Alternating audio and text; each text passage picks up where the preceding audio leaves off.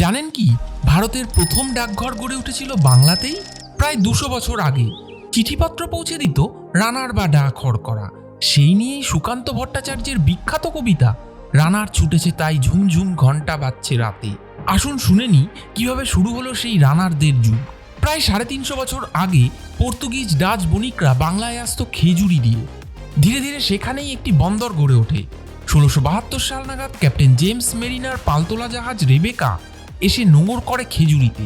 তখন বিদেশি নাবিকরা খেজুরিকে উচ্চারণ করত কেটগিরি, ক্যাজুরি ইত্যাদি নামে। তখনও পর্যন্ত ইংরেজ বণিকরা সেভাবে জায়গা করতে পারেনি বাংলায়। 1757 সালে পলাশির যুদ্ধের পর তারা বাংলায় জাঁকিয়ে বসে। তখনও কলকাতা বন্দর গড়ে ওঠেনি।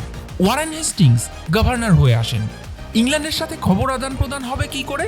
তাই 1772 সালে খেজুরি বন্দরের কাছেই গড়ে ওঠে বাংলা তথা দেশের প্রথম ডাকঘর।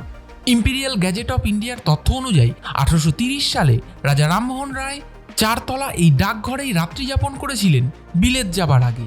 শুধু ডাকঘরই নয়, 1852 সালে কলকাতা খেজুরি টেলিগ্রাফ লাইন পাতার পর দেশের প্রথম টেলিগ্রাফ যোগাযোগ ব্যবস্থাও শুরু হয় এখানেই। শোনা যায় 1864 সালের এক বিধ্বংসী বন্যায় খেজুরি বন্দরের অস্তিত্ব যেন মিলিয়ে যায়। ততদিনে অবশ্য একটু একটু করে গড়ে উঠেছে কলকাতা বন্দর। তাই এরপর আর নতুন করে খেজুরি বন্দর বা ডাকঘর নিয়ে মাথা ঘামায়নি কেউ।